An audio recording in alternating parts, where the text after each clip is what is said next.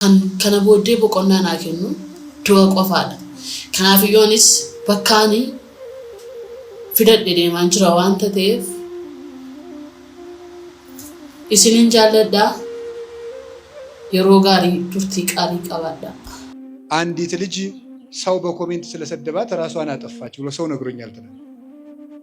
ይህች የምትመለከቷት ቲክቶከር እንግዲህ ከሰዎች በሚሰጣት መጥፎ አስተያየት ኮሜንት እንዲሁም ደግሞ በውስጥ በኩል በሚላክላት መልእክት ምክንያትም እንግዲህ እጅግ በጣም ተማራ በምትመለከቱት መልኩ ይህን የምትመለከቱትን ቪዲዮ በመስራት የስንብት ቪዲዮ ማለት ነው እንዲሁም ደግሞ የይቅርታና ራሷን ለማጥፋት እየተዘጋጀች እንደሆነ የሚያመለክቱ የተለያዩ ቪዲዮዎችን በመቅረጽና በመፖስት በዛሬው ዕለት ራሷን ማጥፋቷን እየተነገረ የሚገኝ በጣም ያሳዝናል። እውነቴን ነው የምነግራችሁ። እንዴት ክቡር የእግዚአብሔርን ፍጥረት ሰድበን እንገላለን በእውነት ማለት ነው። አሁን እዚህ በኋላ ራሱ እኮ አንማርም። ይገርማችኋል። ሄደን ሰውን ሽንቁር ማድረግ፣ ሰውን መውጋት፣ ሰውን ማድማት፣ ማመስገን ካልቻላችሁ ዝም በሉ። እኔ እግዚአብሔር ያውቃል፣ ያው እግዚአብሔር ምስክሬ ነው። ልጅቱ ምን ትሆን አላውቃት፣ አሁንም አላውቃት። የሚገባ ነገር የምትናገሩት ይሁን የማይገባ ነገር የምትናገሩት ትናንት ነው ከዛ ከስልጠና ስንወጣ አንድ ወንድማችን ነው እንዲህ ብሎ ሞተች እኮ ብሎ ይነገረኝ። ይሄ ምንድን ነው ተምራችሁበታል? አሁን የልጅቱን ሞት ሰውን ብትችሉ ካለበት አውጡት፣ ካልሆነ ግን ባለበት ላይ ሸክም አትጨምሩበት። ጉድጓድ ውስጥ ያለን ሰው ወዶ የገባበት ስላልሆነ ከሆነልን ሄደን እናውጣው፣ ካልሆነ እንጸልይለት። እየወጋን ግን ሰው መግደል የለብንም። ዲያብሎስ የሚገድለው አይበቃም እንዴ? ደም እየፈሰሰ ነው፣ ይበቃናል። ሰው ያለ ዕድሜው እየተቀጨ ነው። እናት ያለ ጧሪ እየቀረች ነው። ብዙ አይኖች ደም እያለቀሱ ነው። እንታረቅና እግዚአብሔር ይማረን። የጨካኝን ልብ እግዚአብሔር ይመልስ። እኛ እንታረቅ፣ ይቅር ባዮች እንሁን። በሞት ያፈርሰውን እግዚአብሔር ስንት ቀን ነው የማረን ወገኖች? እግዚአብሔር ስንት ቀን ትቶልናል። እግዚአብሔር ስንት ቀን የዕዳ ደብዳቤያችን ፍቋል። እኛ ግን እስካሁን የይቅርታ ልብ የለንም። ለማናውቀው ወንጀል እንዴት ፍርድ እንሰጣለን? ምክንያቱን እናውቃለን። እኛ እገሌ ለምን ሰካራም እንደሆነ አናውቅም እኮ። ሰው ወዶ ሌባ ይሆናል ብላችሁ ነው? የሚሆንም ይኖራል። እንዘንለት። መታረቅ ሰውን የእግዚአብሔር ልጅ የሚያስብለው ነው። የማይታረቅ ሰው የእግዚአብሔር ልጅ ነኝ ማለት አይችልም። ክርስቲያን የእግዚአብሔር ልጅ ነው።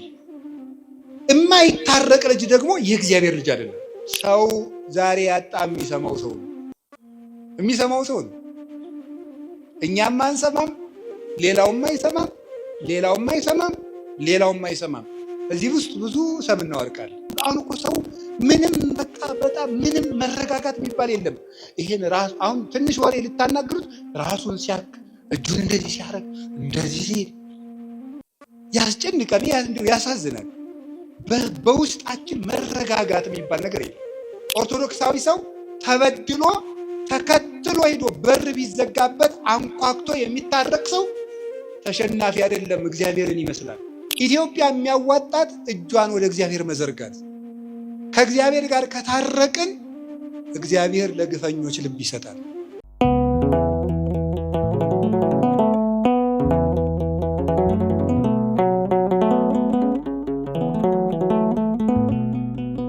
የእግዚአብሔር ልጆች በሚል ርዕስ ነው ለአጭር ደቂቃ የምንማማረው። እስኪ በሉ ድገሙ፣ እንድገም። እሺ፣ የማቴዎስ ወንጌል ምዕራፍ 5 ቁጥር 9 ላይ የምናገኘው ቃል ነው። ብፁዓን ገባርያነ ሰላም እስመ እሙንቱ ውሉደ እግዚአብሔር ይሰመዩ የሚለው ነው። የእግዚአብሔር ልጆች እርቅን የሚያደርጉ ሰዎች ንዑዳን ክቡራን ናቸው፣ እነርሱ የእግዚአብሔር ልጆች ናቸውና ይባላሉና ብሎ ጌታ ራሱ በምድር ተገልጦ ሲያስተምር የተናገረው ነው። አሁን እኔ ዛሬ የምነግራችሁ እዚህ የተሰበሰብነው የእግዚአብሔር ልጆች ስለሆንን ነው። የምናስቀድሰው የእግዚአብሔር ልጅ ለመሆን ነው። ንስሐ የምንገባው የእግዚአብሔር ልጅ ከመሆን እንዳንነጠል ነው። የምንጾመው የእግዚአብሔር ልጆች ለመሆን ነው። የምንመጸውተው የእግዚአብሔር ልጆች ለመሆን ነው። በአጠቃላይ የክርስትና የመጽሐፍ ቅዱስ መጨረሻው ምንድን ነው ሲባል ማዕከሉ ሰዎችን የእግዚአብሔር ልጅ ማድረግ ነው። እዚህ የተሰበሰብንበት ዓላማ የእግዚአብሔር ልጅ ለመሆን ነው። ሰው ቅዳሴ የሚማረው የእግዚአብሔር ልጅ ለመሆን ነው። ሰው የቅኔ መምህር የሚሆነው የእግዚአብሔር ልጅ ለመሆን ነው። ሰው የድጓ መምህር፣ የዝማሬ መምህር፣ የመጽሐፍ መምህር የሚሆነው የእግዚአብሔር ልጅ ለመሆን ነው። ሰው በተክሊል የሚያገባው የእግዚአብሔር ልጅ ለመሆን ነው። ሰው የሚመነኩሰው የእግዚአብሔር ልጅ ለመሆን ነው። ሰው ጳጳስ አይደለም፣ የእግዚአብሔር ልጅ ለመሆን ነው። ማንም ሰው የእግዚአብሔር ልጅ ነው። የእግዚአብሔር ልጅ ለመሆን ነው እዚህ የተሰበሰበው። የምንኖርበት ዓላማ የእግዚአብሔር ልጅ ለመሆን።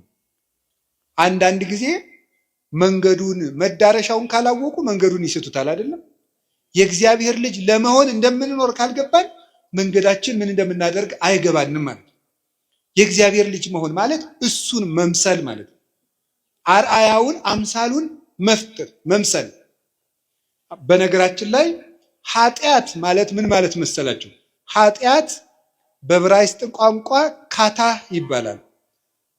ካታህ ማለት ቱሚስ ዘጎል ማለት ነው። ምን ማለት ነው? ነጥቧን መሳት ማለት ነው። ዓላማን መሳት ወይም ደግሞ መመታት የነበረውን ዓላማ መሳት ማለት ነው። ኃጢአት ማለት እንደሱ ነው። ዓላማን መሳት ማለት ማለት ነው። ሰው የተፈጠረው እግዚአብሔርን ለመምሰል ነው። ስለዚህ ሲበድል ዓላማውን ሳተ ይባላል። ዓላማውን ሳተ። ኃጢአት ማለት ይሄ ነው ፍቺው። ኃጢአት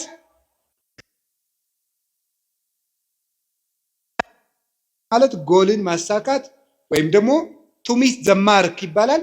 እሷን የተሰመረችልን መስመር ነጥቧን መሳት ማለት ነው። ሄደ ሳትነካት መቅረት ማለት ነው። ስለዚህ ኃጢአት ማለት እንደተፈጠርክበት ዓላማ ሳትኖር መቅረት ማለት ነው። እሱ ነው ኃጢአት ማለት።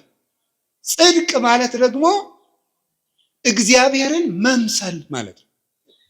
በኦርቶዶክስ ተዋህዶ አስተምሮ መዳን ማለት ከቅጣት ማምለጥ ማለት አይደለም። መዳን ማለት ከእግዚአብሔር ጋር መኖር ማለት ነው። ኦርቶዶክሳዊት አስተምሮ ከዌስተርን ቴዎሎጂ ከሚባለው የሚለየው በዚህ ነው። የኛ የኦርቶዶክስ ተዋህዶ አስተምሯችን መዳን ምንድን ነው ተብላችሁ ብትጠየቁ በኦርቶዶክስ መዳን ማለት ከእግዚአብሔር ጋር መኖር ማለት ነው። እግዚአብሔርን መምሰል የቴዎሎጂ መምህራን ቲኦሲስ የሚሉት ነው። የግሪክ ቃል ነው። ቲኦሲስ ማለት እግዚአብሔርን መምሰል ማለት ነው። እግዚአብሔርን መምሰል ሱታፊ አምላክ ይባላል ሲተረጎም። ለሱ ነው የተፈጠርነው። ስለዚህ ለምንድን ነው የምውለው ብትሉ እግዚአብሔርን ለመምሰል። ለምንድን ነው የምናድረው? እግዚአብሔርን ለመምሰል። ባልና ሚስት በተክሊል ባይጋቡ ምን አለ? እግዚአብሔርን ስለማያስመስላቸው። ሳይቆርቡ ቢጋቡ ምን አለ? እግዚአብሔርን ስለማያስመስላቸው። ቢፋቱ ምን ችግር አለ? እግዚአብሔርን ስለማይመስሉ። የምንሰራው ስራ ሁሉ እግዚአብሔርን ለመምሰል ነው። ይገርማቸዋል። የተፈጠርንበት ዓላማ የእግዚአብሔር ልጅ ለመሆን ነው። እሱ ነው የምናደርገው። አሁን እንዳልኳችሁ ለምሳሌ ጋብቻን ስትወስዱ ጋብቻ ምንድን ነው ተብለው ሲጠየቁ the dwelling of Jesus Christ through marriage ይላሉ የቴዎሎጂ ሊቃውንት። ኦርቶዶክሳዊ ጋብቻ ማለት የኢየሱስ ክርስቶስ በጋብቻ ውስጥ መኖር ነው ይላል። በጋብቻ ውስጥ መኖር ሁለት ጾታዎች አንድ ላይ ስለኖሩ ሶሻል ኮንትራት ይባላል እንጂ ጋብቻ ይባላል። ኦርቶዶክሳዊ ጋብቻ የሚባለው ምንድነው? ክርስቶስ በዚያ ውስጥ ሲኖር ማለት ነው። ስለዚህ ክርስቶስ የሌለበት ነገር ሁሉ፣ እግዚአብሔርን የማንመስልበት ነገር ሁሉ ፍሬ ነው። እዚህ የቆምነው እግዚአብሔር ክርስቲያን የሆነው ተቋም ውስጥ ለመሳተፍ አይደለም፣ እግዚአብሔርን ለመምሰል። እግዚአብሔርን ለመምሰል። እኛ ሰይጣንን ሩጠን ለማምለጥ አይደለም ክርስቲያን የሆነው፣ እግዚአብሔርን ለመምሰል። አንድ ክርስቲያን ሰይጣንን ለማጥቃት ዓላማ አድርጎ ሲኖርና እግዚአብሔርን ለመምሰል ዓላማ አድርጎ ሲኖር የተለያዩ ነገሮች ናቸው። ሰው እግዚአብሔርን ለመምሰል በሚያደርገው ሩጫ ሰይጣን ሲቃወመው ሰይጣንን ተቃውሞ ያጠፋል እንጂ ሰይጣንን ለመቃወም የሚባል ክርስትና የለም። አሁን አንዳንድ ጊዜ ያለ አንዳንድ ሰው ለምሳሌ እኔ ብዙ ጊዜ እናገራለሁ፣ እየጸለየ እያለ ለምሳሌ እባብ ቢመጣበት ግድግዳው ላይ እባብ ብቅ ሲል ጸሎቱን ይጸልይና አቡነ ዘበሰማያት ይፈራል። ይፈራና ዘወር ብሎ አቡነ ዘበሰማያት ይትቀደስ ስምከ አለ ይሆን እንዴ ነው እንደ ትምጻ መንግስትከ ሄደ እንዴ? ክርስቶስን ፍለጋ ከሆነ ግን እባቡ ሰከንድ አይቆይ። ስለዚህ አያችሁ የጉዳያችን የትኩረት አቅጣጫ መለወጥ አለበት።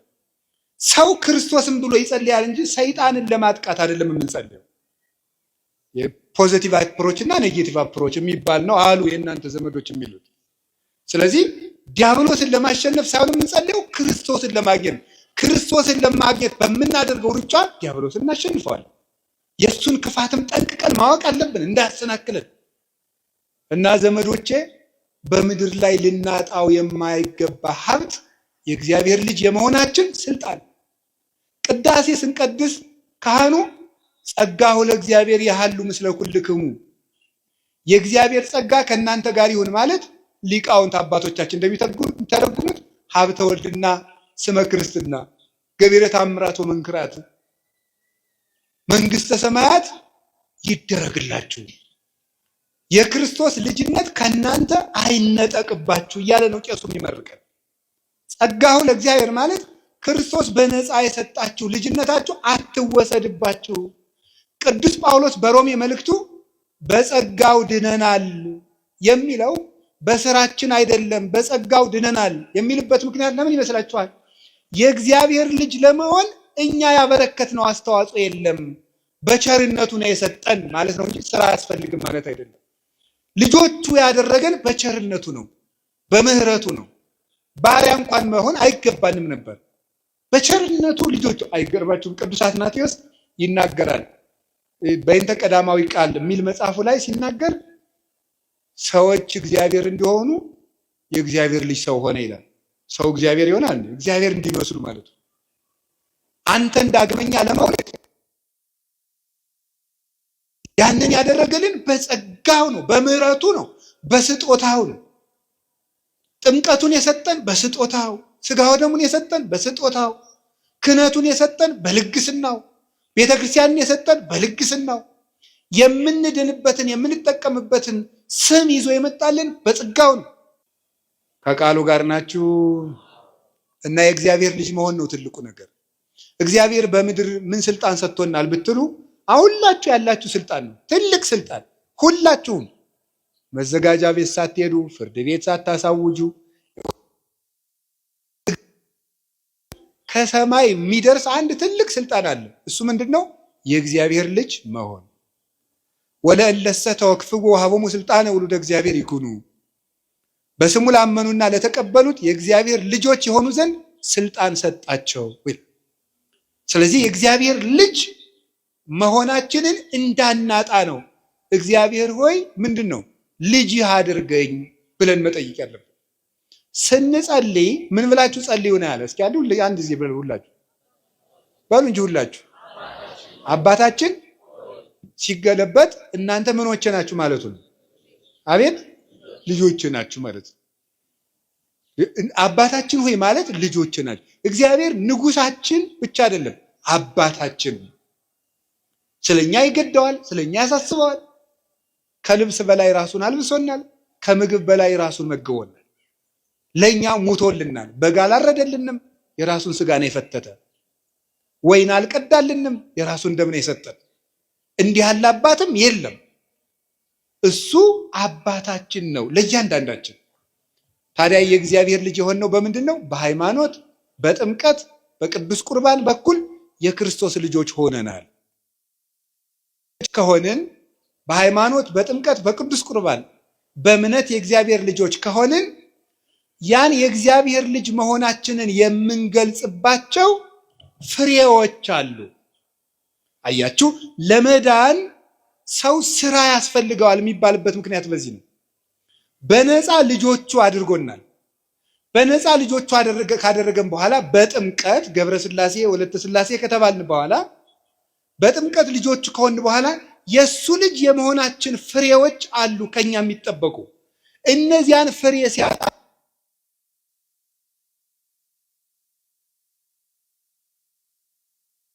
የእግዚአብሔር ልጆች ካደረገን በኋላ የእግዚአብሔር ልጅ ሆነን እንድንቀጥል የሚያደርገን ምንድነው ስትሉ የመጀመሪያው እርቅ ነው። እስኪ እርቅ በሉ ንገሩኝ እንጂ።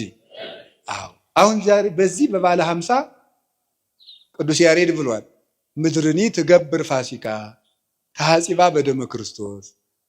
ምድር ራሷ በዓሉን ታከብረዋለች በክርስቶስ ደም ተቀድሳለችና ብሏል። አሁን ሰማይና ምድር በክርስቶስ ደም ታርቀዋል። አሁን ይሄ በዓለ 50 የእርቅ በዓል ነው። ጠበኛ ሰው ይሄ በዓል ውስጥ አለው ማለት አይችልም። የእርቅ በዓል ነው። እርቅን የሚያደርጉ ሰዎች ብፁዓን ናቸው። የሚያስታርቁ ሰዎች ብፁዓን ናቸው። እነሱ የእግዚአብሔር ልጆች ይባላሉ። አሁን ቅድም ነግሬያቸዋለሁ። መጀመሪያ የእግዚአብሔር ልጆች የሆነው በምንድን ነው? ይኸው ስትረሱት በጥምቀት በሉ እንጂ በሉ በሃይማኖት በሉ በቅዱስ ቁርባን። በዚህ ምን ሆነናል? አሁን ይሄ የእግዚአብሔር ልጅ የመሆናችን ፍሬ ደግሞ ይጠበቃል። አንዱ ምንድን ነው አልኳችሁ? እርቅ ነው። መታረቅ ሰውን የእግዚአብሔር ልጅ የሚያስብለው ነው። የማይታረቅ ሰው የእግዚአብሔር ልጅ ነኝ ማለት አይችልም። ክርስቲያን የእግዚአብሔር ልጅ ነው። የማይታረቅ ልጅ ደግሞ የእግዚአብሔር ልጅ አይደለም። እግዚአብሔር እርቅ ወዳጅ ስለሆነ ነው። እግዚአብሔር እንዴት ያለ አስታራቂ መሰላችሁ? መጀመሪያ እግዚአብሔር በስነ ፍጥረታትን አስታርቆ ነው ያኖራቸው። ውሃና እሳት ጠበኞች ናቸው፣ እውነት አሰብ። ነፋስና መሬት ጠበኞች ናቸው፣ እውነት አሰብ። አሁን እኛ ከምን ተፈጥረናል? ከነፋስ ከመሬት እና ከውሃ ከእሳት። እነዚህ ጠበኞች አንድ ላይ ተስማምተው ምን ይባላሉ? ሰው። አንድ ላይ እየኖሩ ነው። እግዚአብሔር የእርቅ አምላክ ስለሆነ እሳትና ውሃን አንድ ላይ አድርጎ ሰው አድርጎታል። መሬት ነፋስን ይጋርደዋል፣ ነፋስ መሬትን ይጠርገዋል። አስማምቶ ግን እግዚአብሔር ሰው አድርጎታል። እግዚአብሔር አስማምቶ ፍጥረትን ፈጠረ። እግዚአብሔር እንደው እርቅ እንደሚወድ ከማይባቸው ታሪኮች ውስጥ አንድ ሁለት ይገርሙኛል። የመጀመሪያው አዳም የተሳሳተ ጊዜ ያደረገው ነው። አዳም ዕፀ በለስን በልቶ፣ መቼም የሰባኪ ስብከት መለማመጃ አዳምና ሔዋንን መውቀስ ነው ይባላል። እኔ ግን እንደው እንዲች ብዬ አልወቅስም። እነሱ ሞኝ ናችሁ መሰለኝ። ሔዋን እኮ አሁን ገነት ነው ያለችው። የጸደቀች ሰው መወቅስ እኔ ጅል ነኝ? እሷ ጸድቃለች። የኔ ገና ዕዳዬን አላወቅኩም። አዳም ጸድቋል። ደሞስ በማታም ያለሽ ይባላል። ደግሞስ ማን በወል ይሄ ክርስቶስ እኮ ሰውን ያዳነ ሔዋን ልጅ ብትወልድ እኮ ነው። ሔዋን እኮ ውላልናለች፣ እናታችን ናት። በእውነት አዳም አባታችን ነው። ንስሐ ገብቶ ነው ክርስቶስ የተወለደልን። አሁን ቃናቸው ሆኖ ነው አዳምና ሔዋን ሄደው በለስ ውስጥ ተሸሸጉ። እንዲያውም መጽሐፍ ቅዱስ ምንድን ነው የሚለው? ሄደው ከእግዚአብሔር ፊት ተሸሸጉ ይላል። ምክንያቱም ሄደው የተሸሸጉበት ቦታ ራሱ የማን ፊት ነው? የእግዚአብሔር ፊት ነው። አዳም እግዚአብሔር አዳምና ሔዋን ያሉበትን እያወቀ እንደው ይገርማል እኮ አመጣጡ። በሰርክ ጊዜ ይሄን የገነቱን ቅጠሉን ምኑን ኮሽ እያደረገ አዳም በየት ነው ያለ እያለ መጣ። አይገርማችሁም? አዳም አላየው መስሎ ነው ቢለውስ? አንተ ቀጣፊ፣ መጀመሪያ እንዲህ ከመሽሎክሎክ አትብላ ያልኩህን እንጨት ለምን በላ? አሁንም እያየኸው ነው፣ እዚያ ዛፉ ስር ነው ያለ አይለውም ነበር?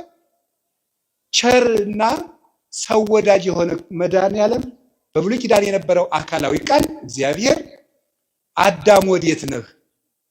ይኸውላችሁ በግ ያጠፋ ልጁን እንደሚፈልግ አባት እኮ ነው።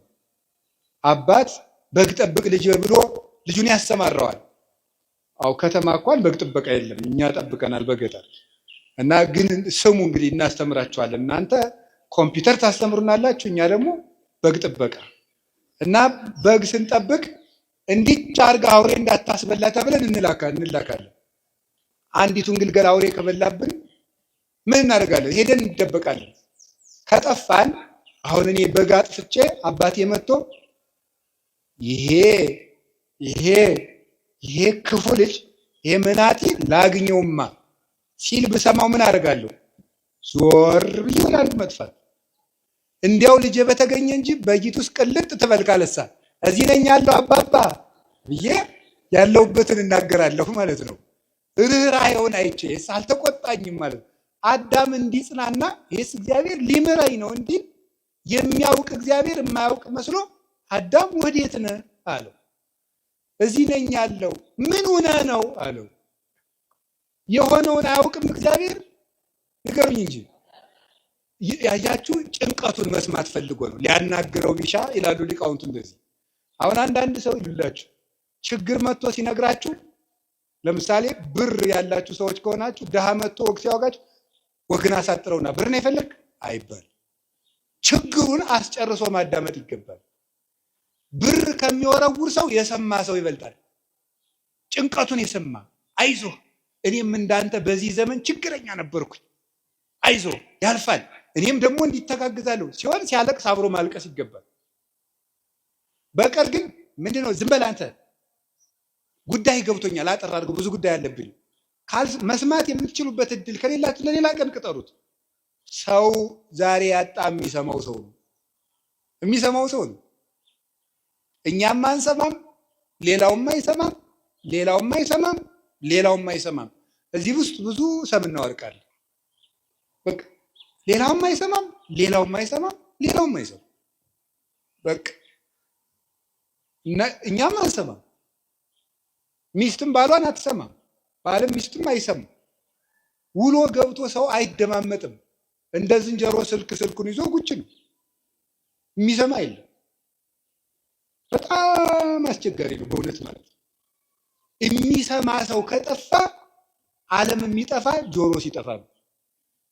ሁሉ አፍ ከሆነ ችግር እኮ ነው። ይገርማችኋል እኮ አንድ የአሜሪካ ሳይኮሎጂስት አሜሪካ ውስጥ ሁሉ ተናጋሪ ሆኗልና ጆሮ እየጠፋ ነው፣ ጥቂት ቆይታ አሜሪካ ሳትጠፋ አትቀርም ብሏል። መጽሐፉ ላይ ነው እንደዚህ ያለው። ሁሉ ሊቅ ነው፣ በሚዲያ ሁሉም እየለፈለፈ ስለሆነ ሳይንቲስቶች ቦታ እያጡ ነው ብሎ ጽፏል። እሱ እንኳን ማለት ነው። አፍ በስቶ ጆሮ ካነሰ ተፈጥሯችን ተገላበጠ በሉት። ምክንያቱም እግዚአብሔር የሰጠን ሁለት ጆሮ ንገሩኝ እንጂ ይሄ ማለት ብዙ ሰምታችሁ አሁን ደግሞ ሁለት አፍ ስንት ጆሮ ነው ያለ? ዜሮ ጆሮ የለም፣ አፍ ብቻ ነው። በቃ ወጥቶ መለፍለፍ እኔ ማን ይገርመኛል። በስመ አብ ወወልድ ወመንፈስ ቅዱስ አሐዱ አምላክ። እንደ በርበሬ ይከነክናል ይሄ መለፍለፍ። እንዴ ነውር እኮ ነው። እውነቴን ነው። እንደው አንድ ባይታዊ ቤቱና ሲለማመድ መጀመሪያ ከሚሰጠው ልምምድ አንዱ በቀን 20 ደቂቃ ዝም በል የሚል ነው። ቢያንስ ዝም ማለት እስቲ በቀን 20 ደቂቃ ዝም በል። እኔም ዝም ስልካችሁን ትታችሁ እንዲህ ምራችሁ እጃችሁ እግራችሁ። አሁን እኮ ሰው ምንም በቃ በጣም ምንም መረጋጋት የሚባል የለም። ይሄን ራሱ አሁን ትንሽ ወሬ ልታናግሩት ራሱን ሲያክ እጁን እንደዚህ ሲያረግ እንደዚህ ሲል ያስጨንቃል፣ ያሳዝናል። በውስጣችን መረጋጋት የሚባል ነገር የለም። ያንን እንድናገኝ የሚያስፈልግ እግዚአብሔር አዳምን ሰማው። እኛም ወንድሞቻችንን እንስማቸው፣ እህቶቻችንን እንስማ። የሚሰማን ሰው እግዚአብሔር ይሰማዋል። ስምዑኒ ደቂቀ እስራኤል እግዚአብሔር ይስማይክሙ አይደል ያለ? የጌዴዎን ልጅ ሄዶ ምንድን ነው ያለ? የእስራኤል ልጆች ሆይ እናንተም ስሙኝ እናንተንም እግዚአብሔር ይስማችሁ ብሏል። የሚሰማ ሰው ሰሚ ያገኛል። እግዚአብሔር አዳምን ሰማው፣ ተከትሎ ሄዶ አዳምን አባብሎ ታርቆት መጣ። አዳም በላ፣ ራሱ ኮበለለ። እግዚአብሔር ያለበት ዛፍ ድረስ ተከትሎ መጥቶ ታረቀው። አሁን ዛሬ ታረቁ ሲባል እኔ አልታረቅም። ቀጥሎስ እንደው ትንሽ ሻል ያለ ሰው ካለ ባይሆን እሱ ይምጣ እንጂ ያለድ ያጠፋ እሱ ይባል። እግዚአብሔር ግን መጥቶ ነው የታረቀ። አዳምን ተከትሎ ሄዶ ታርቋል። እኛ ሰው ተከትለን ሄደን መታረቅ ሲገባን እየተከተሉ ምሕረት የሚለምኑንን ይቅርታ የሚጠይቁንን ሰዎች እንኳን ይቅርታ እናደርጋቸው። ይሄ ታዲያ የእግዚአብሔር ልጅ ያሰኛል? ስሳ ለሰላም ወዴግና ሰላምን ፈልጋት ተከተላት የሚላል ቅዱስ ዳዊት። ፈልጋት ማለት ታረቅ፣ ተከተላት ማለት አልታረቅም ካለ ቤቱ ድረስ ተከትለ ሄደ ታረቀው። ለምነ ታረቅ። አንተ ለምነ ታረቅ። ሰውየው መምጣት ቢያቅተው ትዕቢት ነው እንደሚያደርገን። ውስጣችን ያለው ራስ ወዳድነት ነው እንዳንታረቅ የሚያደርገን። ስለዚህ የእግዚአብሔር ቤተሰቦች ተከትሎ ሄዶ የሚታረቅ መሸነፍ አይደለም። ኦርቶዶክሳዊ ሰው ተበድሎ ተከትሎ ሄዶ በር ቢዘጋበት አንኳክቶ የሚታረቅ ሰው ተሸናፊ አይደለም፣ እግዚአብሔርን ይመስላል። እርቅ መለመን እግዚአብሔርን ያስመስላል። እንዲሁ በሞት ያፈርሰውን ዛሬ የምነግራችሁ፣ ዛሬ ከሰዓት ጀምራችሁ ለምናችሁ ቢሆን ታረቁ የተጣላችሁን ሰው። እንደዚያ ካደረገ የእግዚአብሔር ልጅ እንሆናለን። የእግዚአብሔር ልጆች ከሆን ደግሞ የእግዚአብሔርን ምሕረት እናገኛለን። ሳንታረቅ ምሕረት ብንለምን ኢትዮጵያ ምሕረት አታገኝም። ምሕረት የሌላቸው እየጨመሩ ነው የሚሄዱት። እርስ በርሳችንን ከታረቅን ግን ምሕረት ይገባናል። ለሀገር ምሕረት ያመጣል እግዚአብሔር። ሰው ከልጁ ጋር መታረቅ አቅቶት፣ ከጎረቤት ጋር መታረቅ አቅቶት፣ ከዘመዱ ጋር እንደ ቅዱስ ዮሐንስ አፈወርቅ ይላል፣ እግዚአብሔር ጠላቶቻችሁን ውደዱ ቢለን ወዳጆቻችንን ስንጠላ ብንገኝ እንደምን ያለ ፍርድ ይጠብቀን ይሆን ይላል። ጠላቶቻችሁን ውደዱ ብሎን ወዳጆቻችንን ስንጠላ ከተገኘንማ እንዴት ያለ ፍርድ ይገባን ይሆን? ያመልክታችሁ ሰው ቤቱ ውስጥ ሰላም አጥቶ የሀገር ሰላም ይላል። እኔ እውነቴን ልንገራችሁ፣ ኦርቶዶክሳውያን እንታረቅ፣ ለሀገር ምሕረት እንዲወርድ። ብዙ ደም እየፈሰሰ ነው፣ ይበቃናል። ሰው ያለ እድሜው እየተቀጨ ነው። እናት ያለ ጧሪ እየቀረች ነው። ብዙ አይኖች ደም እያለቀሱ ነው። እንታረቅና እግዚአብሔር ይማረን። የጨካኝን ልብ እግዚአብሔር ይመልስ። እኛ እንታረቅ፣ ይቅር ባዮች እንሁን። በሞት ያፈርሰውን ይቺ ቤተክርስቲያን የይቅርታ ምልክት ናት። ለምሳሌ ይሄን ቆብ ታዩታላችሁ። እኔ የለበስኩት ቆብ አባ ጴሜን የሚባል አባት ምን ይላል? ቆብሰ ትምህርተ የዋሃት ይእቲ፣ ቆብ የይቅርታ ምልክት ነው ይላል።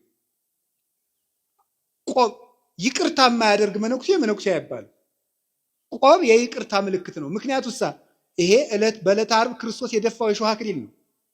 ክርስቶስ የሾህ አክሊል ደፍቶ ይቅር ሲል ነው የዋለ፣ ሲጣላ ነው የዋለ። ይቅር ሲል ነው የዋለ። ክርስትና ይቅርታ ነው። መስቀል የያዝነው ለምንድን ነው? ልንዋጋበት ይመስላችኋል? ይቅር ልንልበት ነው። አንገታችን ላይ ማተብ ያሰርነው ይቅር ልንልበት ነው።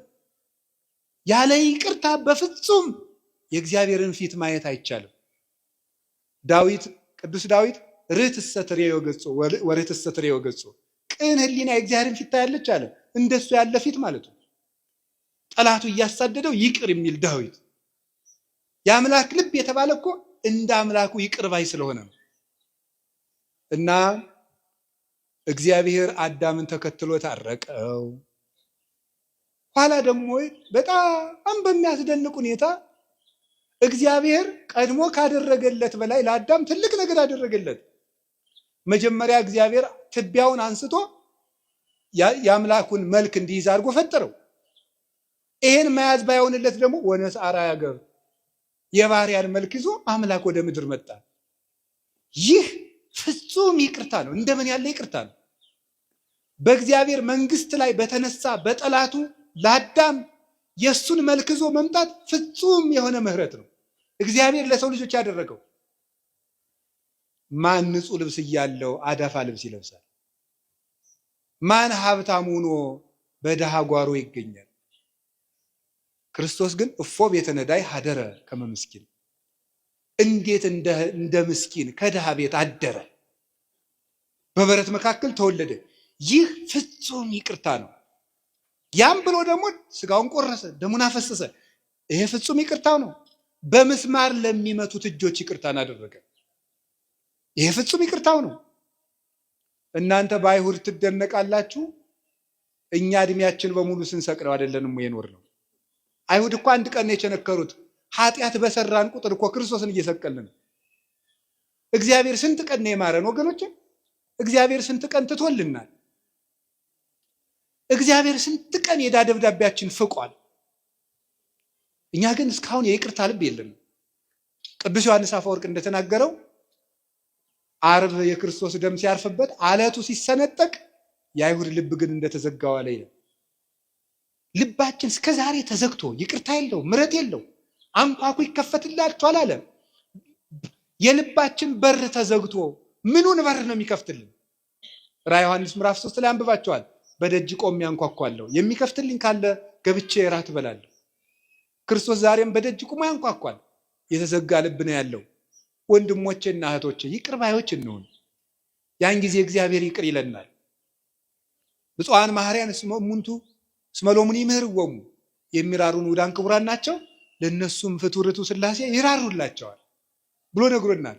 ምህረት የእግዚአብሔር ልጅ ምልክት ነው፣ የመሆን ምልክት ነው። የተጣላ ማስታረቅ እግዚአብሔር ልጅ ነው።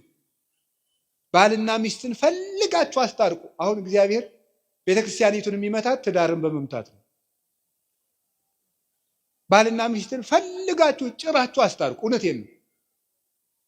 ፈልጋችሁ እንደው በዚህ ዘመን አይጉድ ጉርብትናም ቀረ። ከተማ የኔን ሳያበላሸው አይቀርም። ያው ማለት እቺ እንትን ስላለች ማለት ነው።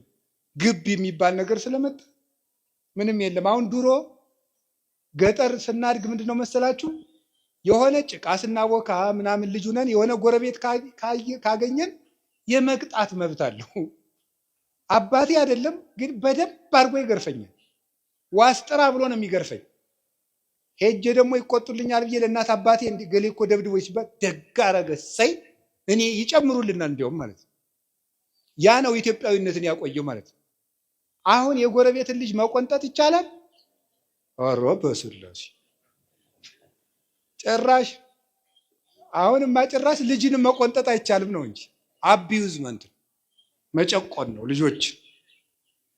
አሁን እኮ ልጅ እያሳደግን ሳይሆን በሬ እያደለብን ነው። ማዳበሪያውም ይመስለኛል በ13 ዓመታቸው እንዲህ የሚሉ ልጆች ነው የሚመጡት፣ ግን ነፍስ ይኖራቸዋል። በጣም ከባድ ነው። እና ባልና ሚስትን አስታርቆ የባልና ሚስት ጠብ ከሀገር ጠብ ይበልጣል። ለምን? ሁከት ከበዛበት ትዳር የመጣ ልጅ ነው ሀገር የሚያውቀው። ባልና ሚስት አስታርቆ እግዚአብሔር ይገርማቸዋል። ባልና ሚስት ሊያስታርቀ ሰማይ ወርዶ እንደነበር ታውቃላችሁ? እኔማ እንዲያው ግርም ምን የሚያደርገኝ አብርሃምና ሳራን ሊያስታርቅ እግዚአብሔር ወርዶ ነበር። እንዲያው ሽማግሌ ቢልክላቸውስ? ወርዶ እግዚአብሔር ከሰማይ አብርሃምና ሳራ ተጣልተው እናታችን ሳራ መካን ሆና በኋላ አንድ ቀን ከገረዲቱ ውለድ ብላው ከአጋር ወልዶ እንደገና ደግሞ አጋር ደግሞ በሳራ መኩራት ጀምራ ከዚያ በኋላ ደግሞ ሳራን እግዚአብሔር ጎብኝቷት ይስሐቅን ወልዳ ደግሞ ሳራ ደግሞ እንደገና ደግሞ ትንሽ ትዕቢት ነገር ጎብኝቷት ምን አደረገች? የኔ የእመቤቲቱ ልጅ ከባሪያ ልጅ ጋር አይጫወትም ብላ ጠብ። እንግዲህ ብዙ እንግዲህ ትዳር ጠብ የሚመጣው በሰራተኛ ነው። እኔ ካሁን ቀደም አስተምሬ ያውቃለሁ። ባልና ሚስት አንድ ቤት እየኖራችሁ በሰራተኛይቱ ምክንያት ጠብ ከመጣ ከሚስቶቻችሁ ጎን ቁሙ። ገብቷችኋል አይደለ? አዎ፣ ከባድ ነው። ሴቶቹ ልቡናቸው ቅን ነው፣ ግን ሰውን የሚወዳቸውን ሰው ፈተና ያቀርቡለታል ይባላል አሉ ነው እንግዲህ። ያቀርቡለታል ማለት ለምሳሌ ለሰራተኛይቱ አነስ ያለ ራት ትሰጣታለች ከሱ ፊት፣ አንቺ ጨምሪያት እንጂ ካለ ነው የሰውዬ ልቡ ከሰራተኛይቱ ጋር ነው ያለ የሚለውን ለመመዘን ነው አሉ ነው። ይሄም ቢሆን እንጂ አላውቀውም እውነት ለመናገር እና የዚያ ጊዜ ዝም ነው ማለት ያለብህ አንተ። ኋላም ትጨምራት ነገም ታብላት። አሁን ከየት አገኘኸው ሲባል ከመጽሐፍ ቅዱስ። እግዚአብሔር ሳራና አብርሃም ሳራና አጋር ሲጣሉ እግዚአብሔር ምንድን ነው ያለው? ሳራን ስማት አለ። ሰራተኛይቱ ምን ትበላለሁ? አስወጣት። ከባድ ነው። ድሃ ግን አስለቅሶ አላልኩ፣ ሰራተኛ ጨቁኖ አላልኩ። እሷሳ እንዴት ትሆናለች? ሸኛት፣ ለእሷ ምን ያለውላት አለ። እሷ የወለድከውንም እባርክልሃለሁ አለ። ሸኝቶ ሰደዳት። አሁን እኔም ጉዳዩ ስለ ሳራ ስለ አጋር ስለ አብርሃም ርዕሳችን አይደለም። የገረመኝ የአንድ ባልና ሚስት የአንድ አባውራ ጠብ እግዚአብሔር ገዶት ከሰማይ ወርዶ ባልና ሚስት ሲሸመግል መገኘቱ ነው። ምክንያቱም እግዚአብሔር የእርቅ አምላክ ነው። የጠብ ትንሽ የለም።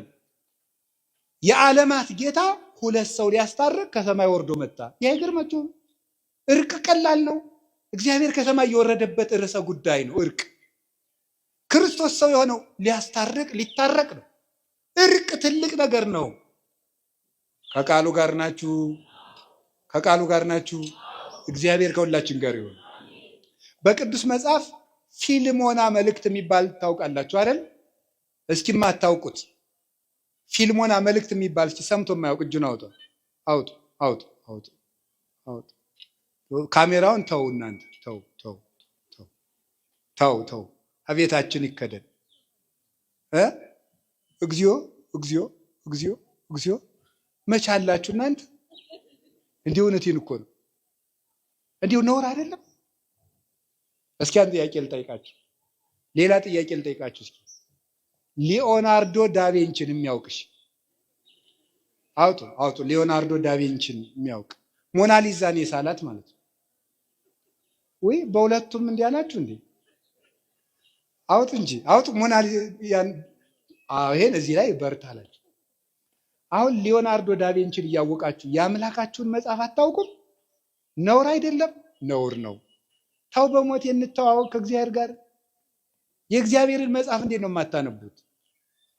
አሁን እኔን እንደ ሐኪም ቁጠሩኝ። ግድ የለም ቄስ ሐኪም ነው፣ አይዟችሁ። ስለ ራሱ እያወራ ነው እንዳይመስላችሁ። የለም እኔ ያልኩኝ አሁን ቄስ ሐኪም ነው የሚለውን ብቻ ነው። በቃ ዝም ብሎ አባ ገር ኪዳን የሚባለውን ፐርሰናሊቲ ተውትና ዝም ብሎ ሰው ቄስ አድርጉኝና ሐኪም ነው። አሁን መድኃኒት እያዘዝኩላቸው ነው። በቀን አንዳንድ ክኒን ዋጡ ቢላችሁ ሐኪሙ ትውጣላችሁ አትውጡ? በቀን አንዳንድ ምዕራፍ መጽሐፍ ቅዱስ ዋጡ። እሺ በሉ እንጂ እሺ። በሽተኛው ለሐኪሙ ሄዶ አሞኛል ምንክን ራሴ እንደገና 70% የበሽተኛው ህመም የሚታወቀው ከታካሚው ሂስትሪ ነው ይላሉ ሐኪሞች። እሱ ከሚያቀርበው ኢንፎርሜሽን ነው። በዚያ ካልተግባባ በሽታው አይገኝም። አሁን የገጠር ሰው ብዙ ጊዜ ሊታከም ሄዶ ባለመግባባቱ በሽታው አይገኝም። ምን ያደርጋል ሲል ይጎሸምጠኛል ይላል። መጎሽመጥ ምን እንደሆነ እንግዲህ አይታወቅም በሐኪሙ ማለት ነው። አንዳንዱ ሰው ደግሞ ሄዶ ምን ይላል መሰላችሁ? ምንድክና የሚያም ሲባል አንተ ወቀው እንጂ ሐኪም ሊያውቅ መስሎኝ እንደዚህም ይላል። አያችሁ፣ ከሐኪሙ ጋር ኮሚኒኬሽን ከሌለ መድኃኒቱ አይገኝም። አንዳንዱ ሰው ካልተናገርክ እንዴት ትታከማለህ? ንስሐ ግቡ ማለት እሱ እኮ ነው ሕክምና፣ በሽታን መናገር ማለት ነው። ከዛ መድኃኒት ይታዘዝልናል። አሁን አንድ ነገር ልንገራችሁ። አንድ ሰው ለሐኪሙ ሄዶ በሽታውን ተናግሮ ይኸውልህ፣ ሰማችሁኝ? በሽታውን ተናግሮ ሲጨርስ ጨጓራ መሆኑ ታወቀ። ለምሳሌ ጨጓራ ማለት ጋስትራይት ነው። እሱ ማለት በምናምን ምናምን ባክቴሪያ አድርጎ በምን ተነድጎ ሙከስ መንብሬን ሲላጥ ምን እንደዚህ ብሎ የሚመጣ ነገር ነው። እነዚህ ደግሞ ነገሮች ከእንትን ጋር ኮኔክት አድርገው ብሎ ያው ስለማላውቀው ብሎ ሌክቸር ቢሰጠውና በልቤት ክንድ ቢለው ሰውየው ይድናል አይድንም? አይድንም። የሚድነው መድኃኒት ሲያዝለት ነው። ስለ ጨጓራ በመስማት ጨጓራን መዳን አይቻልም። የጨጓራ መድኃኒት በመውሰድ ነው። ለጥንቃቄ ይረዳ ይሆናል። እየሰሙ ብቻ በመሄድ መዳን የለም። ሄዶ ማድረግ ነው። አንድ ምዕራፍ መጽሐፍ ቅዱስ በቀን አዝዤላችኋለሁ። እንግዲህ ያው እግዚአብሔር እዚህ አዞናል። እንግዲህ መቼስ ከነ ኃጢአታችን ቢሆን እዚህ ተላላኪ አድርጎናል። አንድ ምዕራፍ መጽሐፍ ቅዱስ ለራሳችሁ እስቲ ቃል ግቡና አንድ ምዕራፍ መጽሐፍ ቅዱስ ሳላነብ አልተኛም ብላችሁ ለ24 ሰዓት አንድ ምዕራፍ መጽሐፍ ቅዱስ አንብቡ። እሺ፣ በጣም ጥሩ። ከዚያም እንግዲህ የፊልሞና መልእክት በመጽሐፍ ቅዱስ አንድ ምዕራፍ ያለው መጽሐፍ ቅዱስ ነው። ልክ እንደ ይሁዳ መልእክት ማለት ነውና በጣም የሚያስገርማችሁ ለምንድን ነው? ፊልሞና መልእክት ከሁሉም መጽሐፍ ቅዱሶች ከሚያስገርመው ጠባዩ አንዱ አንድ ባሪያንና አንድ ጌታን ለማስታረቅ የተጻፈ መጽሐፍ ነው። በጣም እኮ ነው የሚገርማችሁ። ስለ እርቅ ትልቅነት ነው አርዕሳችን። ፊልሞና የሚባል አንድ ትልቅ ሰው ነበር፣ ባለጸጋ። አናሲሞስ የሚባል ባሪያ ነበረው። ዛሬ ሰራተኛ ተብሏል። አሁን ያው መቼስ እንትን እያለ አይደል፣ ቀለም እየተቀባ ነው ሁሉ ነገር። አሁን ሰራተኛ ተብሏል። ከዚያ ደግሞ አይነ ስውር የሚለው ቀርቶ ማየት የተሳነው ደህና ነው፣ ይሁን ግድ የለም። አሁን ሰራተኛው አናሲሞስ ባለጸጋው ፊልሞና ይባላል። ሁለቱ ተጣልተዋል። በቤተ ክርስቲያን በትውፊት ከብት አጥፍቶ ነው ይላሉ። ለማንኛውም ግን አንድ ባለጸጋና ሰራተኛው ተጣሉ። ቅዱስ ጳውሎስ ይሄንን ሰምቶ አናሲሞስን እንዲታረቀው የጻፈው አንድ ደብዳቤ ከመጽሐፍ ቅዱስ አንድ መጽሐፍ ቅዱስ ተብሎ ተቆጥሯል። በጣም ይገርማቸዋል። አንድ ባለጸጋንና ሰራተኛውን ለማስታረቅ የተጻፈ ደብዳቤ ከመጽሐፍ ቅዱስ አንዱ ምዕራፍ ነው። ለምንድን ነው እንደዚህ የተደረገ? ሁለት ነገር ነው የምንረዳው ከፊልሞና መልእክት። አንደኛው ሰው ክቡር መሆኑን፣ ሁለተኛው እርቅ ትልቅ መሆኑን ነው የምንረዳው። እንዴት ሰው ለማስታረቅ የተጻፈ ደብዳቤ መጽሐፍ ቅዱስ ይጠረዛል? ሰው ክቡር ነው። ሎሌም ቢሆን ክቡር ነው። ሰው ሎሌም ቢሆን ሰራተኛም ቢሆን ክቡር ነው። ታረቅ፣ ከሰራተኛ ጋር ካልታረቅ ከእግዚአብሔር ጋር አትታረቅም ብሎ ጻፈልን። ሰራተኛ የበደለ ያጠፋብህ ሀብት ካለ እኔ እከፍልሃለሁ በእኔ ቁጠረው ብሎ ነው ቅዱስ ጳውሎስ ያስታረቅ። ዋሱ ነው ማስታረቅ። ስለዚህ ዘመዶቼ እርቅ ትልቅ ነገር ነው። ታረቁ ታረቁ። እርቅን የሚያደርጉ ሰዎች ብፁዓን ናቸው። እስኪ አንድ ጥያቄ ልጠይቃችሁ። አንድ ንጉሥ ፎቶ ይለጠፋል። ፎቶ ተለጥፎ የንጉሱን ፎቶ ስንቀድ የንጉሱ ወታደሮች ቢያዩን ሀ ይሸልሙናል፣ ለ ይቀጡናል። ምረጡ እንጂ። አቤት ለምን? አቤት የከተማ ሰው ሲናደድ የጓደኛውን ፎቶ ይቀዳል ይባላል። እውነት ነው ማለት አንድ ለምሳሌ ዘለቀ የሚባለው ምን የሆነ ተክሉም በሉት ብቻ የሆነ ሰው ጓደኛው ጋር ሲጣላ ድሮ ተማሪ እያሉ የተነሱ ፎቶ ካለ ቅድድድ ያደርጋል አሉ። እውነት ነው ሳይሆን አይቀርም። ጥያቄው ፎቶውን የሚቀደው ማንን በመበቀል ነው? ነገሩኝ እንጂ ፎቶውን በመናቅ ማንን እየናቀ ነው? በጣም ጥሩ። እንግዲያማ ሰው የማን ምስል ነው? ስለዚህ ሰውን ስንንቅ ማንን ነው የምንንቀው? እግዚአብሔር ነው የምንንቀው። ሰውን ጥለህ መጥተህ ሰውን ተጣልተህ አንት ምናምንቴ አንት ምናምን አንተ ወዘተርፈ በዘሩ ሰድበው፣ በድህነቱ ሰድበው፣ በመልኩ ሰድበው፣ በድንቁርናው ሰድበው ስትጨርስ እዚህ መጥተህ ደግሞ አባታችን ሆይ በሰማያት የምትኖር በደላችን ይቅር በለን እኛም የበደሉን ይቅር እንደምንል። ተው እንጂ። አንድ ካህን ሁለት ሰዎችን ለማስታረቅ ተቀምጠው ቢሉ አልታረቅላቸው አሉ። በሉ ለጸሎት እንነሳ አሉ። ለጸሎት ተነሱ።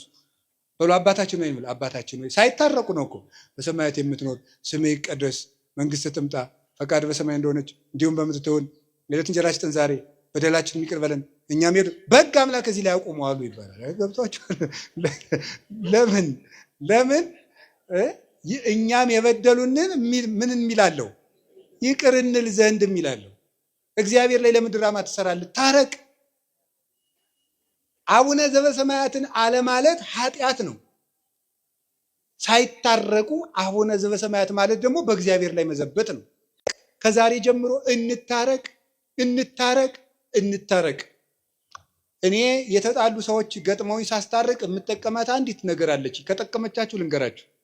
ሁለት ሰው ሊታረቁ ተቀምጠው እምቢ ካሉኝ አይ አባ አልገባህም፣ ሰውየው እኮ እንዲህ ያደረገኝ ሰው ነው፣ እንዲህ ያደረገኝ ሰው ነው፣ እንዲህ ያደረገኝ ሰው ነው፣ እንዲህ ያደረገኝ ሰው ነው ሲለኝ አንድ ጥያቄንም ጠይቅ። ከክርስቶስ ትበልጣለህ ነው የምለው። አልበርጥም። እንግዲያስ እግዚአብሔር እንዲያደርጉ ተደርጎ ምን ብሏል? ታርቋል። ብዙ ባልና ሚስት በዚች ንግግር ታርቀውልኛል።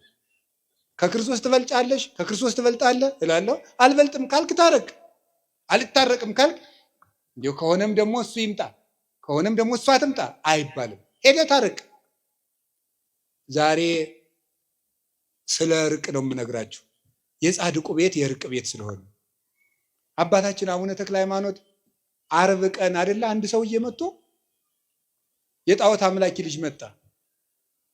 ከዚያ በኋላ ውሃውን ባርከው ወተት አድርገው የምግብ አድማ እኮ አይደለም ጾምማ። እንግዲህ ይሄ አሁን ሰው ውፍረት ለመቀነስ እየጾም አይደላሉ። እየጾመ ነው። አሁን ሳይበላ ያድራል። ከንችር ብሎ ነው የሚያድረው። አቋሙን ለማስተካከል ብሎ መከራውን እያየ ማለት ነው። የጾምማ ጉዳዩ ፍቅር ነው። ፍቅር ከጾም ይበልጣል። ስለዚህ የእርቅ ቤት ላይ ነው የቆመው። የተክለ ሃይማኖት ልጆች ከሆን እንታረቅ። ዛሬ ጀምራችሁ ሄዳችሁ ታረቁ። ሰው ልካችሁ የተጣላችሁትን ይቅር ባዮች ሁኑ። ቤታችሁን ይቅርታ አስለምዱት።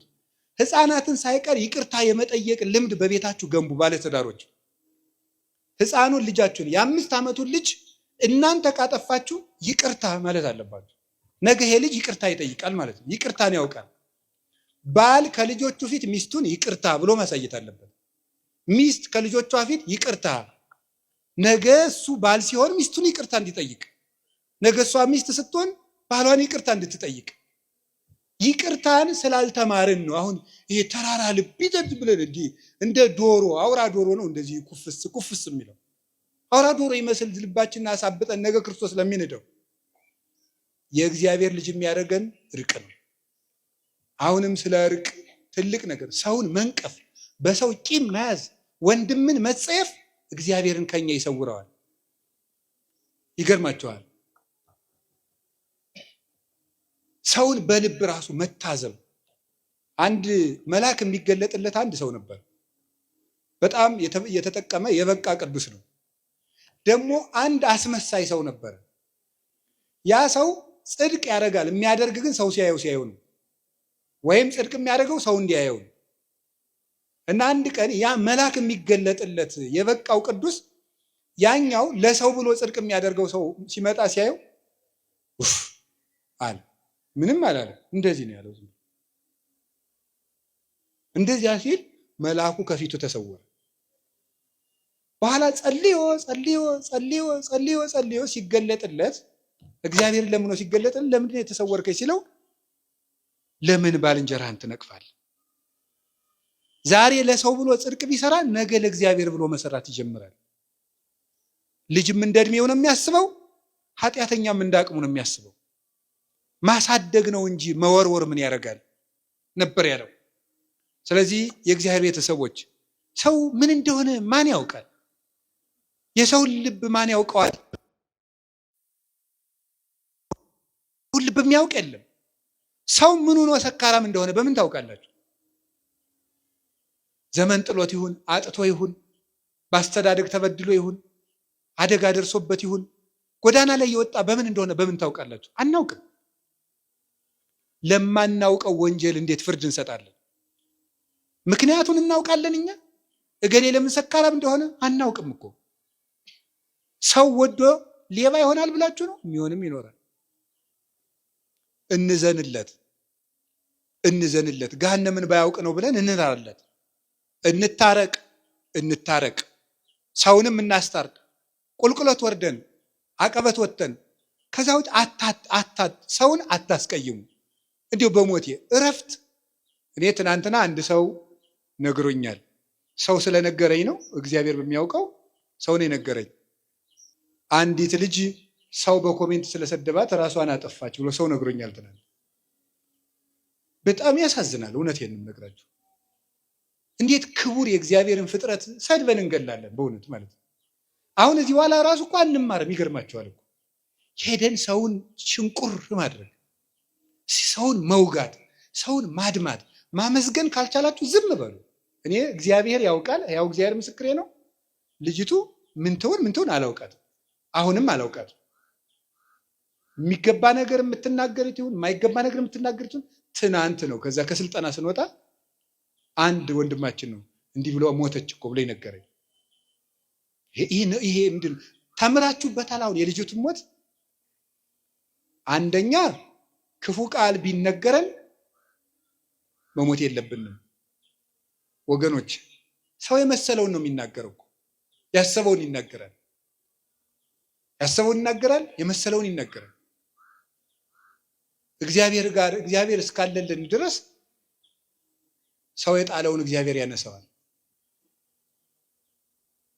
ሰው የጠላውን ሁሉ እግዚአብሔር ያነሳል። እኔም ማየውን አንተ አታይም አይደል ያለው ቅዱስ ጴጥሮስን። ሰው የውጭ ኃጢአትን ያያል፣ እግዚአብሔር የልብ ጽድቅን ያያል፣ ይመለከታል። እና በህይወታችሁ ዘመን ከዚህች ልጅ ህይወት ተነስቼ የምነግራችሁ እኔ ሃይማኖቷን ምን ይሁን አላውቅም። የምነግራችሁ ግን ስለ ሰው አስተያየት ብላችሁ አትኑሩ። ስለ እግዚአብሔር ብላችሁ ኑሩ። ምክር ከሆነ ተቀበሉት። እንዲያውም አንድ ነገር በዚያው ሰው ሲናገራችሁ ምን ማሰብ እንደሚገባችሁ አንድ የቅዱስ ዮሐንስ አፈወርቅን 3 ንግግሮች ልንገራችሁ። ሰው ክፉ ቃል ሲነገራችሁ ደግሞ ነገም እናንተ እንዳትሞቱ ብዬ ነው። ሰው ክፉ ቃል ሲነገራችሁ ምንድነው ማሰብ ያለባችሁ? 3 ነገር ነው ማሰብ ያለባችሁ። ቅዱስ ዮሐንስ አፈወርቅ ዮሐንስ ወንጌልን ሲተረጉም የተናገረው ነው። አንደኛው ያለብህን ስህተት ከሆነ የሚናገርህ አትጥላው፣ መስታወት ሆኖሃልና ነው። አትጥላው፣ ሂድና አስተካክል። መስታወት አሁን እዚህ ላይ እንደው አንዳንድ ጊዜ እንደው እስቲ ገብስ ቆሎ በልተን በተልባ ወጥ በልተን ጥርሳችን ላይ ልጥፍ ብሎ ገብሱ መስታወት ስናይ እንደው ገብሱ ጥርሳችን ላይ ብታዩት አፈር ያባህንት መስታወት እንደው ብለህ ተሰብሩታላችሁ? አሰብሩትም እንዴ? ታነሳላችሁ ጉድፋችሁን ማለት ነው። ክፉ ቃል የሚናገርህን ሰው ልክ እንደዚያ መስታወት ይኸው በቃ ቀለል አድርገህ እንደዚያ መስታወት ጉድፍህን አንሳ እንጂ ወደ ውስጥ ወስደህ አትጎዳበት፣ አታምሰልስለው፣ ራስህን ይበት። አንዱ እሱ ነው። ሁለተኛ ደግሞ እያለህ የለህም የሚል ከሆነ ደግሞ ስቀተው። ለምሳሌ ይላል ቅዱስ ዮሐንስ አፈወርቅ እውቀት እያለህ ደንቆሮ ካለ ሳቅበት ነው። ያለህን ነገር የለህም ብሎ ከሆነ የሚሰድብህ ደግሞ ስቀህበት ሂድ። ምንድን ነው ይላል? ለምሳሌ አንድ ድሃ መጥቶ ይላል ቅዱስ ዮሐንስ አፈወርቅ አንድ ድሃ መጥቶ አንዱን ባለጸጋ አንተ እኮ የዕለት ራት የሌለም ድሃ። አንድ ባለጸጋ ነበሩ፣ ስማቸውን አልጠቅስም። እና የሆኑ ሰዎች ተሰብስበው እንደወሰው ልጅ ያወጡ ይሆን አላቸዋል። እኔም አውቃቸዋለሁ። እና ሰው ልጅ ያወጡ ይሆን ሲሏቸው ምን ቢሉ ጥሩ ነው? እገሌ የማን ልጅ ሆነና። የትኛውን ነው እንደዛ የሚሉት? አንዱን ሀብታም ልጃቸውን አለ የተባለውን ማለት ነው። ሰው ልጅ ያወጡ ይሆን ብሏቸዋል። እገሌ የማን ልጅ ሆነና። ስለዚህ አልከፋቸውም ማለት ነው፣ አለኝ ብለው ስለሚያስቡ። ስለዚህ አንድ ሰው ያላችሁ ነገር አንተ ደንቆሮ፣ አንተ ደደብ ምን ያናድዳቸዋል ታዲያ? ያለህን እውቀት ራስህ ታውቀው የለን? ኧረ እባክህ ከፈለክና ወረቀቴና ላሳየ ማስተርስ የት እንደተመረኩ ምን አለፋ። በተግባር ይገለጣል። 3ኛ በተፈጥሮ እየሰደበ ከሆነ ጸልይለት። ምክንያቱሳ ወንድሙን ደንቆሮ ብሎ የሚሰድብ በገሃነም ይፈረድበታል ይላል። ተፈጥሯዊ ጉዳዩን አንተ ዕውር፣ አንተ ደርጋማ፣ አንተ አንካሳ፣ አንተ ምናምንቴ ብትሳደብ ሰው በየት ይፈረድበታል? በገሃነም። ስለዚህ በገሃነም የሚፈረድበትን ስራ እየሰራ ስለሆነ ወይኔ ወንድሜ እኔን ሰድቦ ገሃነም ሊገባ ነው ብለህ ጸልይለት ያለው ቅዱስ ዮሐንስ አፈወርቅ። የመጨረሻ ግን ክርስቶስ እንደተሰደበ አስብ። ክርስቶስ ተሰድቦ እኔ የተሰደብኩ ብላችሁ ለምንድን ነው ሌሊት ተቀን እረፍት የምትነሳችሁ? ውሃ መጠጣት የሚያቅታችሁ? እራት አልበላችሁም? ለምንድን ነው? ጌታዬ ተሰድቧል ብላችሁ ተጽናኑ። ስለዚህ እንደዚያ ልላችሁ ፈልጌ ነው። በአንጻሩ ግን ደግሞ ሰውን በጦር ከገደለ በቃል የወጋ ይበልጣል። ሰውን እንዴ እግዚአብሔር ያሳያችሁ። በጦር እኮ አንድን ሰው ወግቶት ቢሄድ ሮጠን እንነቅለዋለን። በቃል ከወጋው ግን የት አግኝተን እንነቅለዋለን? ያን ውስጥ ነው የሚገባው፣ ቃሉ አይምሮ ውስጥ ነው የሚተከለው። እና በቃላችን ነፍስ ከመግደል እግዚአብሔር ያድነን። አፋችሁን ከርክሙ በሞት ያፈርሰዋል። እንዲያውም ልንገራችሁ፣ ስንመጻደቅ እኛ የምንፈርድባቸው ወንበዴዎች ቀድመውን መንግስተ ሰማያት ሊገቡ ይችላሉ። እኛ የምንሰድባቸው ይሄ ገሌሌ እንዲህ ያለ ነው እንዲህ ያለ ነው የምንላቸው፣ ጸልዩለት። ሌባ ወንበዴ ብታይ፣ ይሄ ሰውዬ ዘማዊ ብታይ፣ ይሄ ሰውዬ እኔን ቀድሞኝ መንግስተ ሰማያት ይገባ እንደው ምን አውቃለሁ እያልክ ለፍ። እንደ ፈያታዊ ዜማን ቀድሞኝ ይገባ እንደው ምን አውቃለሁ እያልክ ለፍ እንጂ አቤቴ ዘፋኝ፣ አቤቴ ሌባ፣ አቤቴ ዘማዊ፣ አቤቴ ሰካራም አትበል። አንተን ይቀድምህ እንደሆነ አታውቅም ነው። ቅዱስ ኤፍሬም አንዲት ሴት ለነገስታቱ ስትዘፍን አያት እና እየዘፈነች ነገስታቱ ደስ ብሏቸው ጠጅ እየጠጡ ያይና አልፎ ሲሄድ አለቀሰ። ምን ሆነ ነው የምታለቅስ ቢሉት፣ በሁለት ነገር አለቅሳለሁ። በምንድን? የመጀመሪያው ይቺ ሴት እነዚህን ነገስታት የምታስደስተውን ያህል ፈጣሪን አለማስደሰት፣ እሷ ለምድር ንጉስ እንዲህ ስትለፋ እኔ ለሰማይ ንጉስ አለመልፋት። ሁለተኛ ነፍሷን አይቻሳዘን። ሰውን ብትችሉ ካለበት አውጡት፣ ካልሆነ ግን ባለበት ላይ ሸክም አትጨምሩበት። ብትችሉ ካለበት ጉድጓድ አውጡት።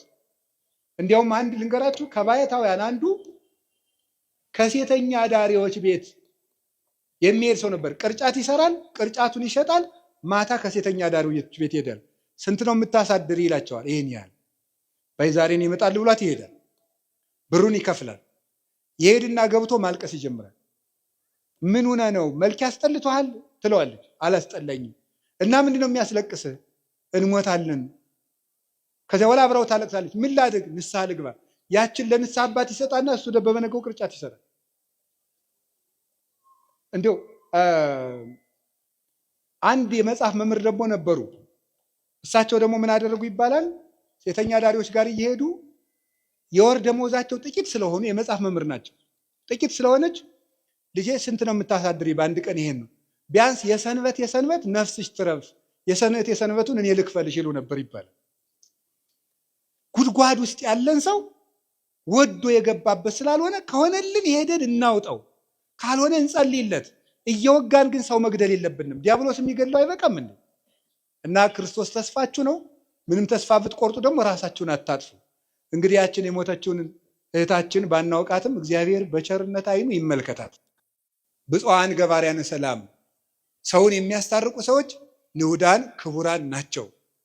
አንድም ብለው አባቶቻችን ራሳቸውን በንስሐ የሚያስታርቁ ንዑዳን ክቡራን ናቸው።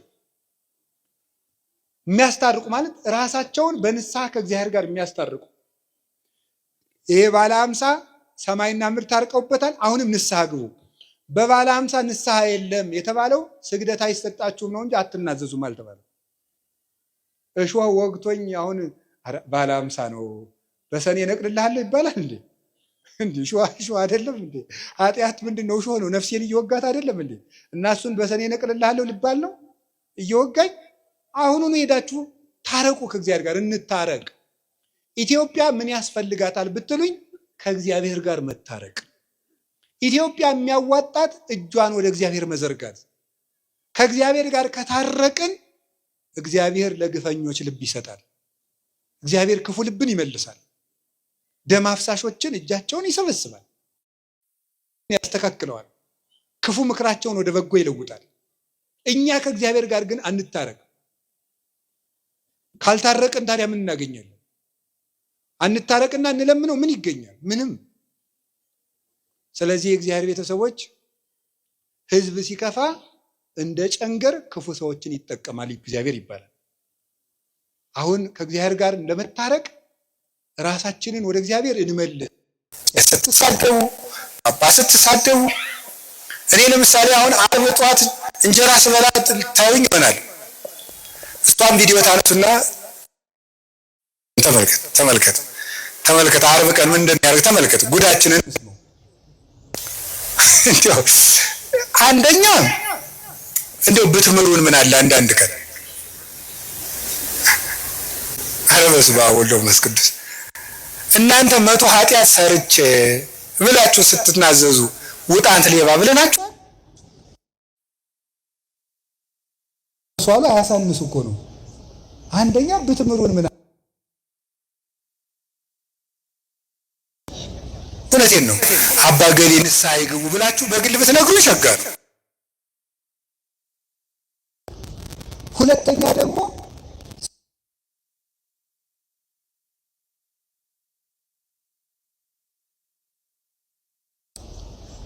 ሶስተኛሳ ሰውየው በልቶ ሄዶ ንስሐ ገብቶ ከእግዚአብሔር ጋር ታርቆ ሁሉ አንተ እንደ ውሻ ወር ሙሉ ከሱ ኃጢአት ጋር ነህ።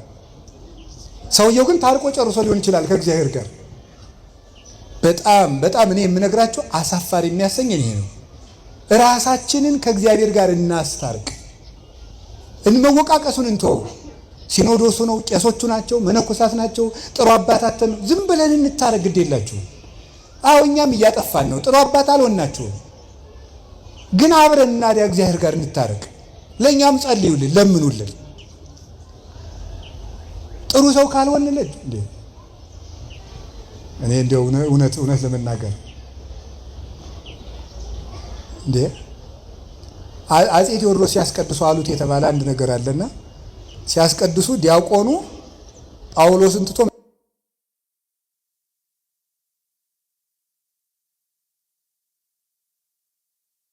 መርጦ ተዘጋጅቶባታል። ያው አፄ ቴዎድሮስ ቄስ ሲጨቁኑ አልነበረም እና ምን አደረገ? አነግስ ብእሴ መደሎ የሚለውን ያነባል። እግዚአብሔር የሚለውን ነው የሚያነበው ማለት ነው። እሳቸው እያስቀደሱ ነው ማለት ነው። ጨካኝ ንጉሥ አነግሳለሁ ብሏል እግዚአብሔር ይላል እና ዝም ብለውታል። አልሰሙኝም መስሎት መልሶ አነግስ ብእሴ መደሎ ይላል። ዝም ሶስተኛም አነግስ ብእሴ መደሎ አይ በህዝቡ ክፋት የሚለውን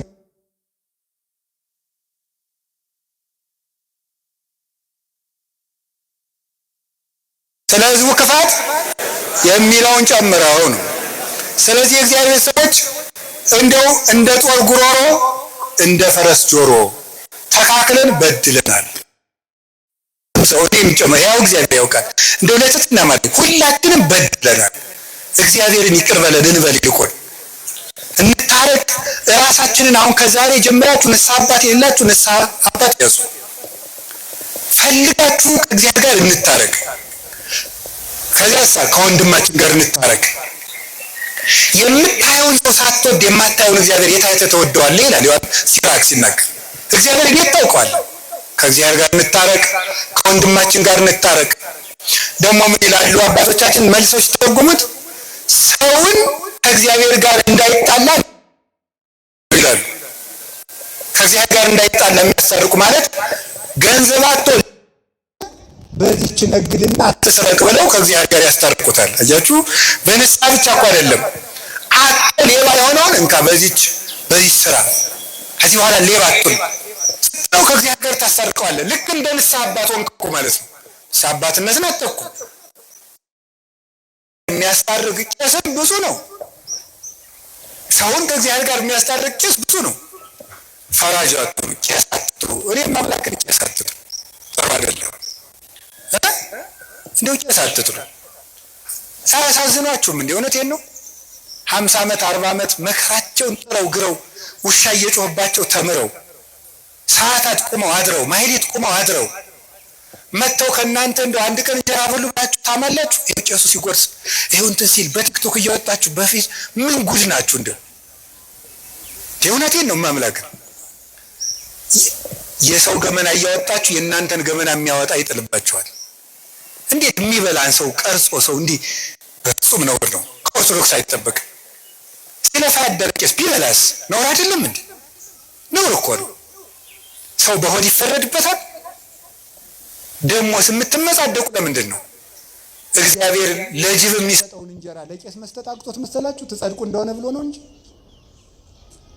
አህያን አብልቶ የሚያሰድር አምላክ፣ እባብን የሚመግብ አምላክ፣ ስቦ ወዱ ዘሳረረ ሁሉ ዓለም ባህት ቃል ብለው የሚጮውለትን ወፎቹን እንዴት ይተዋቸዋል? ይሄ አለማወቅ ባይሆን የቄሱ አንዳንድ ችግር አለ። ከዚህ ያሉት አይደሉም እንጂ አይ የቄሱ አንዳንድ ችግር በተለይ አሉ ነው። እንግዲህ ይሄም አሉ ነው። አዲስ አበባ ምን ተይዟል አሉ። አይመከራይ ምንድነው እና ብላችሁ ሲባል የምግቡን አይነት ማጣራት ተገቢ አይደለም። አልዘረዝረውም። ይሄን የነገሩኝ አንድ እናት ናቸው። የዛሬ 4 ዓመት አዲሱ ሚካኤል አግኝተውኝ እናንተ ቀዝቃዛ ውሃ የሰጠ መንግስተ ሰማያትን ይወርሳል ብላችሁ ታስተምራላችሁ። አሁን በባለ 50 ቄሶችን ቀዝቃዛ ውሃ ቀድቼ ብጠራቸው ይመጣሉ ያሉኝ እናት። አይገርማችሁ? እነዚህ ይመጣሉ። ስለዚህ አሁን እኔ የምነግራችሁ እና መርጦ ንስሐ ልጅ መያዝ፣ ድሃውን ንስሐ አባት አልሆንም ማለት፣ ሀብታሞችን ቶሎ ቶሎ እያገኙ የድሃውን ስልክ አለማንሳት። እንዲያው ድንገት ከተፈጠረ ሜቢ ነው ድንገት ከተፈጠረ ነው። እስካሁን አያረጉትም።